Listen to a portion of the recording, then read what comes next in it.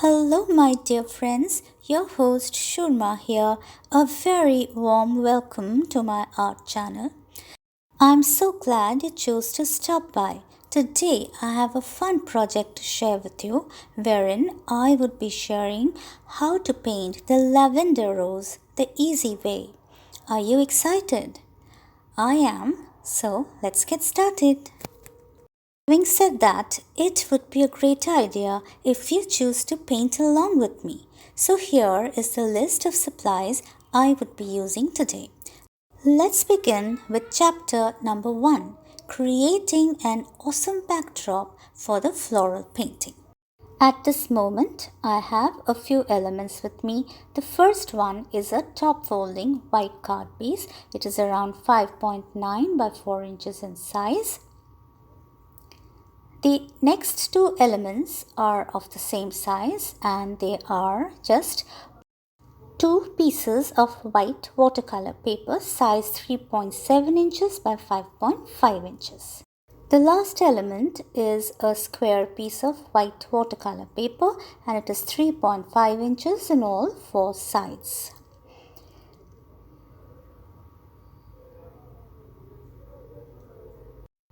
I would be creating the floral image on this little piece of paper and I would be creating the backdrop on this piece of white watercolor paper. Next, you get to see the setup for the backdrop creation. Now, I have placed a stencil on that particular watercolor piece of paper and taped it on both sides. Next, I have squirted out some shaving foam on certain spots on the stencil and I have also squeezed out some acrylic colors like sap green, yellow ochre and purple. And now I am going to use a ruler to slide it down over the stencil and taking along the foam and the colors with it. Next, I change the direction and go upwards, repeating the procedure until I'm happy with the effect. Once done, I carefully remove the tapes and take away the stencil only to reveal a very awesome background. What do you say? You like it? Alright, so now that stencil and the scale needs to be washed very well and subsequently I keep the background paper to dry. That leads us to the next chapter, that is painting the lavender rose. Here comes the palette for the rose. I have purple, deep magenta and white acrylic on my palette. I would be using these brushes, flat brush number 6, filbert 4 and a liner for creating the lavender rose. Right now I have a flat brush number 6 in hand and I've loaded it with purple, deep magenta and white. So that is triple loading of the brush, 3 colors on the same brush. And for that matter, I need to blend the colors very well so that I get a very smooth and a lovely texture for my rose. Next, I pick up my flat brush number 4 and I'm just creating a very loose form of the rose with purple color and a bit of magenta. And next I go ahead and bring in my flat brush number 6 once again, and remember I've already loaded it with deep magenta, purple and white. So here is the lavender rose in the making. Now here I am using a very simple technique, though it's a brilliant one, and it is known as the decorative stroke technique. Here I load my brushes with more than one color to create beautiful highlights and blends with just one stroke of the brush. In case you are new to this technique and would like to know more about it, then I would definitely encourage you to please click on the I button which appears on the right hand corner of this particular screen, and it will lead you to more such video tutorials showcasing this particular and grand technique. Alright, coming back to the floral painting. Here I am trying to create the belly of the rose. Now it is important to remember that every time I make a stroke, I try and load the brush. Yes, it can be a bit time consuming, but it gives wonderful results. Would you like to know more about lavender roses while you watch me paint? Then here it is. Lavender roses are very popular, although there is no true purple rose.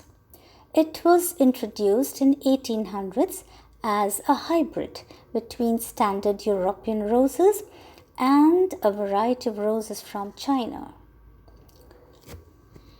Lavender roses are gorgeous and unique, and the light purple shade lends a fascinating and visual appeal to the flowers, though they are not easy to find.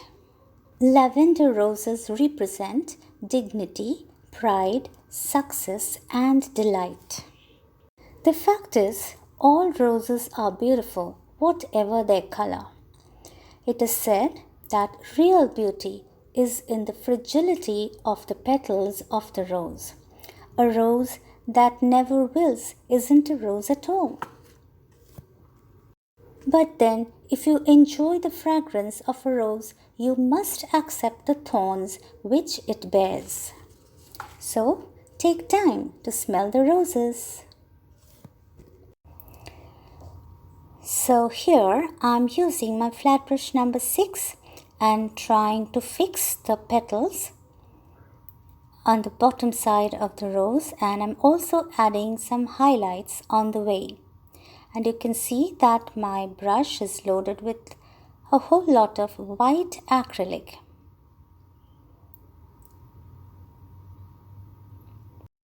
Adding highlights help certain petals to stand out from the rest.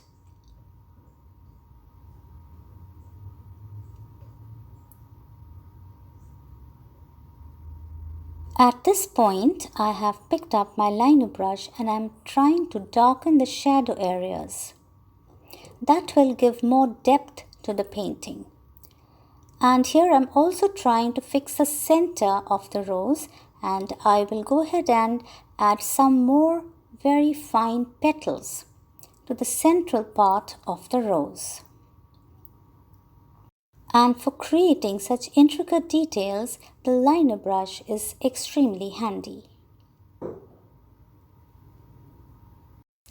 Here again, I am adding some highlights to the edges of the larger petals around the belly. Such intricate details lend character to the rose painting.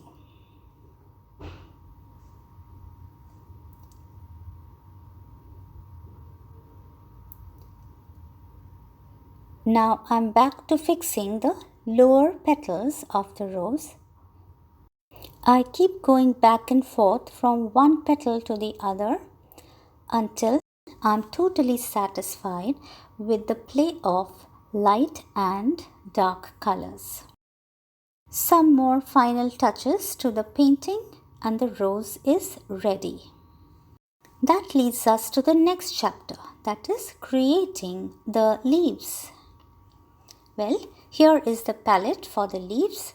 I have sap green acrylic color, gold acrylic color, yellow ochre, yellow and white acrylic. Here I am loading my flat brush number 6 with sap green, gold and white. That is again triple loading of the brush, and I am blending the colors well.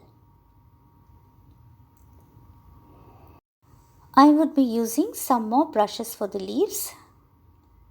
That is the liner brush and flat brush number 4. Alright, then let's go ahead with painting some leaves.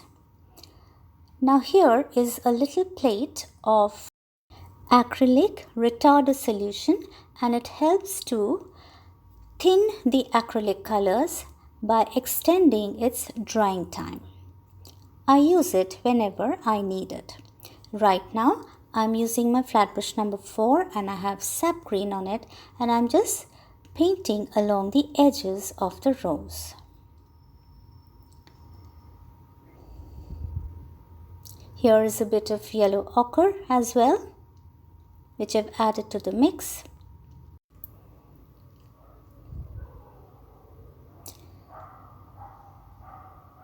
More of sap green.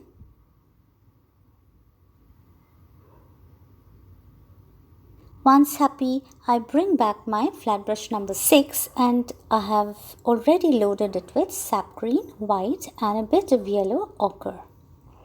So these are the pretty leaves in decorative stroke art technique.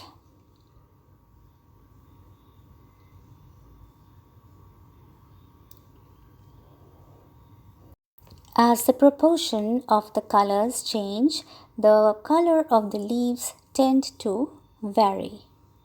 And that is the best part of loading a brush with more than one color, because you never know what will appear on the paper.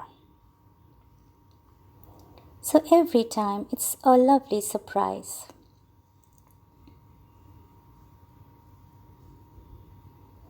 Once done with the leaves, I bring in my liner brush with black acrylic on it, and I'm just trying to make some stems here and there so that it will help me to place the little leaves.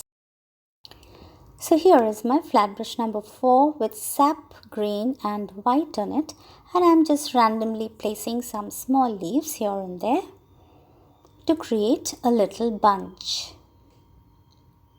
More of white to accentuate the leaves and lighten the green.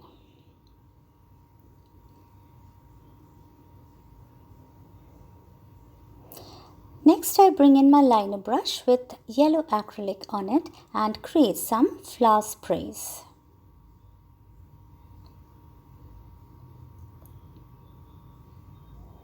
And there you go, the flower painting is ready. There's a little more left on this, and here I bring in my flat brush number 4 with acrylic black on it, and I'm just creating some random leaves on a little piece of white watercolor paper.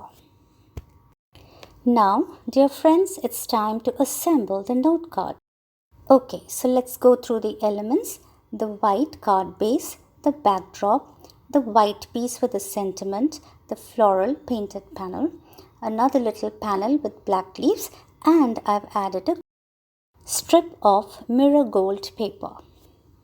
In the next step, I go ahead and fussy cut the flower and the leaves out of the painted panel.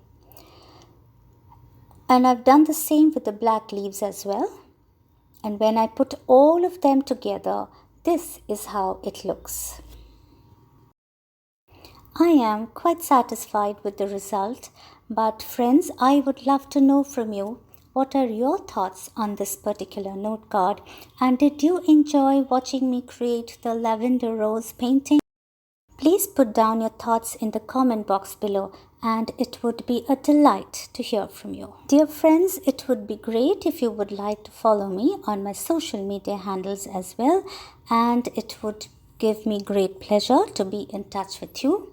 Immense thanks to each one of you for all the love and support you show to my channel, and it means a whole lot to me. And as always, thanks for watching till the end.